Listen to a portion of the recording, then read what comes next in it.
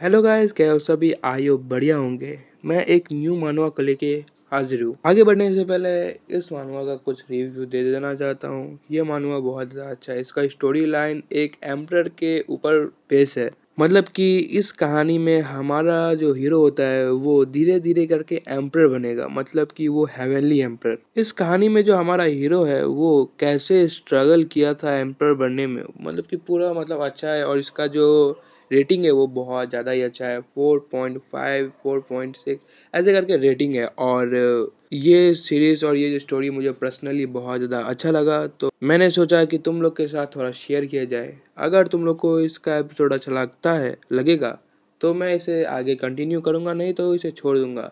बाकी 2 एपिसोड तो ऐसे करके आ ही रहा है, उसे ही मैं कंटिन्यू करूँगा। और वैसे भी डिमोनिक गॉड का ज़्यादा चैप्टर बचा नहीं है, वो भी धीरे धीरे ख़त्म हो जाएगा। बट उसका भी ख़त्म होने में 2 3 4 दिन अभी है।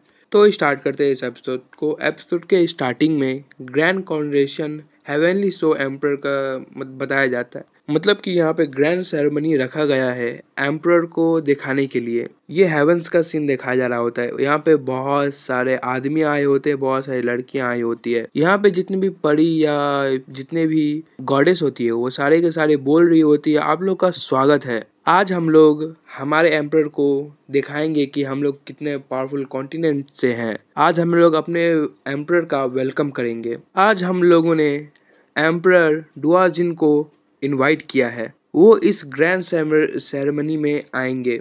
आज हमारे एम्परर का ग्रैंड एंट्रेंस होगा। मतलब कि वो बहुत पावरफुल ग्रैंड एंट्रेंस, तुम लोग समझ ही रहे होगे, वो होगा। तभी आसमान में दिखाया जा रहा होता है कुछ फाइटर जेट्स मिल के एक मतलब कि क्या बोलते हैं, उड़न खटोला को लेके आ रहे होते हैं, जिसके ऊपर हमारा एम्परर बैठा होता है। ये हमारे सीरीज का मेन कैरेक्टर है। सामने से मतलब नीचे में लोग खड़े होते हैं, मतलब जितने भी आदमी पावरफुल होते हैं वो सब नीचे खड़े होते हैं। उनके सामने से जेट जाता है। एक बंदा नीचे में खड़ा होता है, वो ये देखे बहुत ज्यादा हैरान हो जाता है और बोलता है कि ये है क्या ये एक शादी का रथ है? ये दिखने में बहुत ज्यादा सुंदर लग रहा है, ये चीज है क्या? ये मैं पहली बार देख रहा हूँ। एक लड़की का सीन दिखाया जा रहा होता है जो बोल रहा होता है कि उनके पास एक उड़ने वाला ट्रेजर है और एक एयरक्राफ्ट भी है। हमारे एम्परर बहुत ज़्यादा इम्प्रेसिव है। सबका सपना होता है, मेरा भी सपना है कि मैं एक एम्परर को सर्व करूं, पर कोई भी एम्परर को जल्दी हाला हाली सर्व नहीं कर सकता। एम्परर दिखने में बहुत ज़्यादा क्यूट है। मतलब कि ये लड़की बोल रही है, मैं नहीं बोल रहा। तभी हमारे मेन कैरेक्टर का सीन दिखाया जा रहा होता है जो उस क्राफ्ट पर से नीचे उतर रहा होता है। हमारा जो मेन कैरेक्टर, हमारा जो एम्परर होता है, वो अपने सीट के ऊपर आके बैठता है।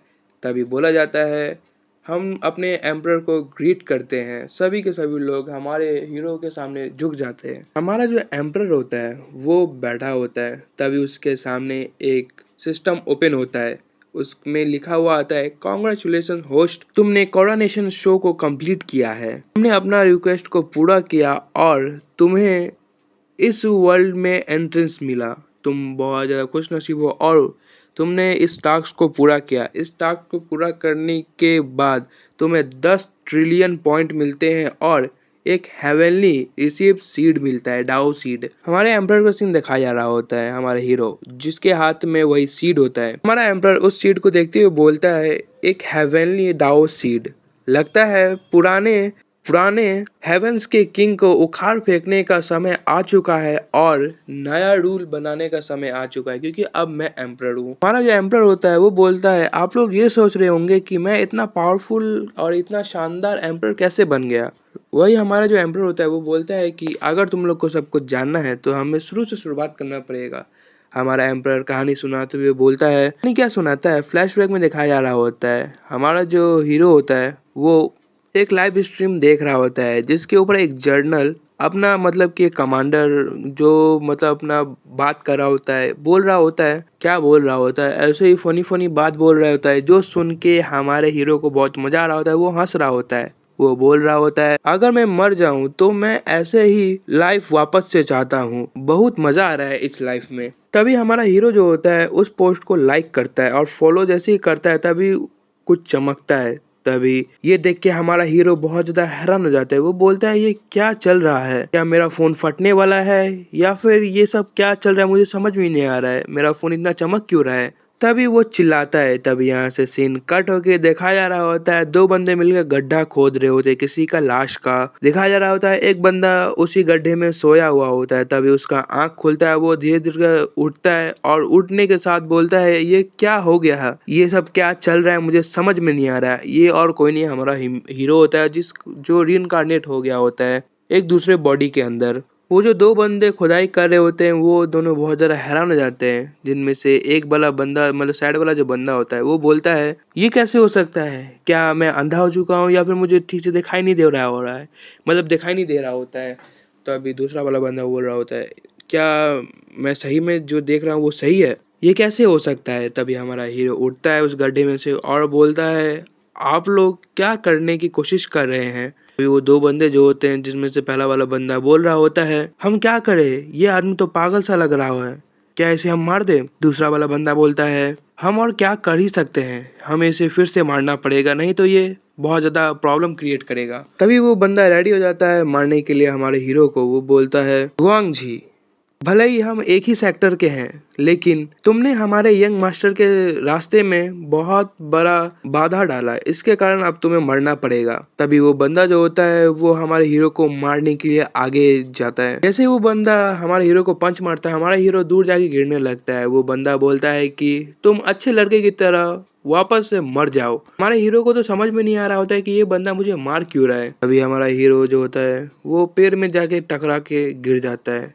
तभी दिखाया जा रहा होता है उसी बंदे का सीन जो बोल रहा होता है जैसे कि हमारे यंग मास्टर ने तुम्हें पीट पीट के जान से मार डाला, वो बहुत ज्यादा अच्छा लगता है, वैसे ही तुम अब मरने वाले हो। तुम्हें पीटने में बहुत ज्यादा मजा आता है, तुम पीटते भी हो और पिटाते भी हो, बहुत ज्यादा मजा आता है तुम्हें मारने में। बेचारा हमारा हीरो तो इनकारनेट हुआ होता है, उसे क्या मालूम होता है कि ये सब क्या चल रहा है। पर वो बोलता है मुझे नहीं पता है कि यहाँ पे क्या हो रहा है, लेकिन बेहतर यही होगा कि तुम मुझे अभी यहाँ पे मार डालो।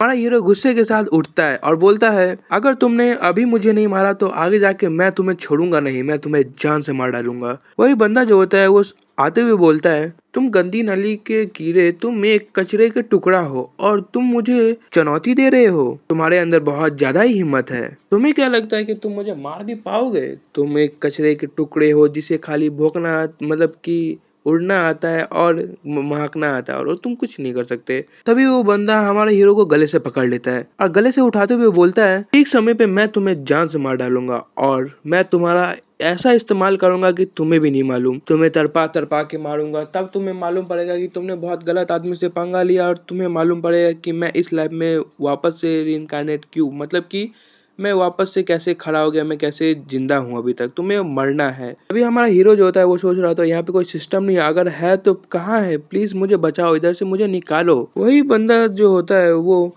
हमारे हीरो का गला चाँप रहा होता है, उसका गला बहुत ज्यादा दर्द कर मरने की स्थिति पे आ जाता है। तभी कोई चिल्लाता है, दिखाया जाता है वही बंदा पीछे गिर जाता है, हमारा हीरो बच जाता है। देखा जा रहा है वो जो बंदा होता है वो मर गया होता है। ये देख के उसका साथी बहुत ज्यादा हैरान हो जाता है। तभी हमारा हीरो अपने आप को देखते हुए बोलता है कि ये सब क्या हो रहा है, मैं तो एकदम टोटली ठीक हूँ, मुझे तो कुछ हुआ नहीं। तभी दूसरे बंदे का सीन दिखाया जा रहा होता है जो एक स्क्रोल निकालता है और एक मंत्र पढ़ते हुए बोलता है तुमने मेरे छोटे भाई को मार दिया, मुझे पता था कि तुमने मेरे छोटे भाई को मारने के लिए अपने पास एक छोटा सा जहर छुपाया था जिसके कारण तुमने उसे मार डाला। दूसरा वाला बंदा अटैक करते हुए बोलता है कि अगर मुझे पहले पता होता है कि अगर मुझे पता रहता है कि तुम ऐसा करने वाले तो मैं तुम्हें कभी भी ये करने नहीं देता, और मुझे मालूम रहता है कि तुम मेरे भाई के साथ ये सब करने वाले हो, तुम अपने पॉकेट के अंदर अपने पास एक पॉइजन छुपा के आए हो, तो मैं तुम्हें किसी भी तरह का कोई चांस नहीं देता, मैं तुम्हें खुद जान से मार डालता। दूसरा वाला बंदा फायर के साथ अटैक करते हुए बोलता है